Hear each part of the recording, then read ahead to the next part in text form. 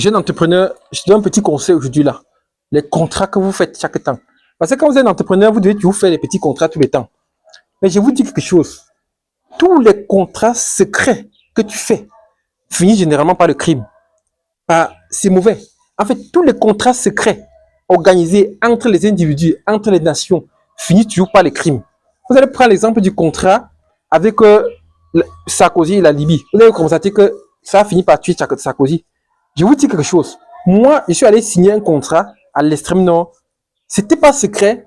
On devait l'officialiser. Mais au départ, c'était secret. Donc, vous dites qu'on travaille entre deux personnes, bien sûr. Alors maintenant, comme il n'y a pas de gens pour être témoins de ce que j'ai dit, je vous dis, le contrat là a coûté la vie à mon enfant. J'ai dit, ma fille que vous voyez ici sur l'image, elle est morte à cause d'un contrat que j'ai signé. J'ai enterré mon enfant à cause d'un contrat. Donc, j'accuse mon partenaire avec qui il travaille là d'avoir tué mon enfant. On appelle ça le vampirisme énergétique. Donc, quand vous voulez travailler là, entrepreneur là, faites attention. Ne voyez pas quelqu'un qui dit qu'il est médecin directeur au Cameroun, il est directeur. C'est pas tout le monde qui dirige quelque chose. Moi, j'ai dirigé une clinique, une très grande clinique, sur la scène camerounaise, elle est très évoluée. Là, quand vous dirigez une clinique qui a l'IRM, le scanner, il faut faire attention. Je dis ce que j'ai, et c'est moi qui ouvre la clinique, c'est moi qui crée la clinique en réalité. Donc, je vous dis donc que faites attention au contrat que vous signez. Moi, j'ai mis ma famille en contact dans ce contrat, et ça m'a coûté la vie d'un enfant. Donc, j'ai enterré mon enfant que vous voyez ici, à cause de ce contrat. Donc, j'accuse un seul homme là, Monsieur Tchilebou Jean-Marie, celui-là qui a tué mon enfant. Et je connais bien ce qu'il dit. J'assume mes propos. C'est lui qui a vampirisé l'enfant. Donc, la clinique que vous voyez debout là, à l'extrême nord là, c'est ma sueur, 4 ans, le sang de mon enfant, qui a mis ça debout comme ça là. Donc, je suis pas en train de blaguer. Vous qui voulez entreprendre, vous voulez être directeur, vous êtes prêt à payer le prix de ça.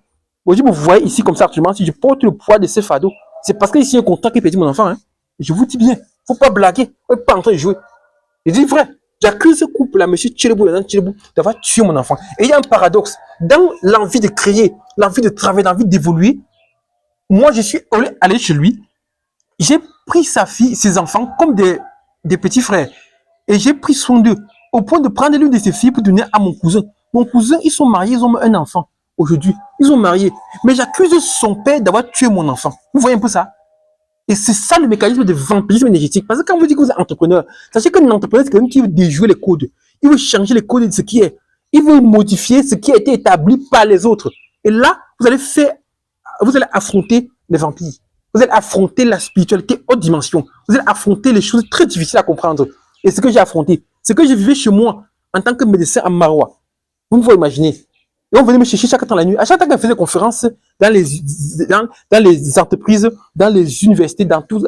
Quand je rentrais à la maison, si je vous dis ce que je vivais à la maison chez moi la nuit. Vous pouvez imaginer. Et ils venaient me chercher. Donc, comprenez ça. Pour entreprendre, il faut être spirituellement fort. Et dans un pays comme le Cameroun, vous pouvez imaginer. C'est pour ça que vous voyez ça, il fait la moto à Yaoundé. Quand il n'a pas fait la moto, c'est pas parce que j'ai fait la moto. En fait, on appelle ça, il faut déjouer l'ennemi. Il ne connaît plus ce qu'il fait actuellement. Donc, en fait, le mauvais était très intense. Et quand tu réussis, c'est comme ça. Donc, faites attention, messieurs. Faites attention. J'ai mon enfant enterré là-bas. Et j'accuse monsieur Tchilebou Jean-Marie et madame d'avoir tué mon enfant, d'avoir vampirisé mon enfant. Puisque nous sommes regroupés en 4 ans. Je suis entré chez lui, multiplier son argent en millions. En millions.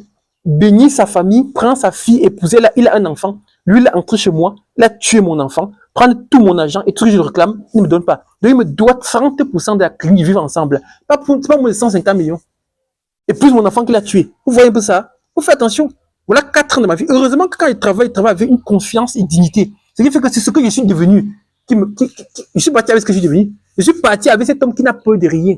Quand je lui dis qu'il a tué mon enfant, j'ai peur de rien. C'est vrai que tous les dieux, tous les déesses connaissent que c'est lui qui a effacé l'enfant. C'est tout. C'est dans ses poches. J'ai travaillé, il n'a pas de mon argent. Je le réclame 30% de la clinique du vivre ensemble, 30% du bénéfice de la clinique du vivre ensemble. Mais il joue au chat à la souris. Il a changé. Mais quand vous parlez des vieux voyous là, vous pouvez imaginer. Quand des vieux malhonnêtes, ils sont là. La seule chose, c'est dire qu'ils ont l'argent, ils ont la grande clinique. C'est ça, il faut comprendre. Donc, mes chers amis, l'entrepreneuriat, faites attention. Faites attention. Faites attention. Donc, prochainement, abonne-toi quand même.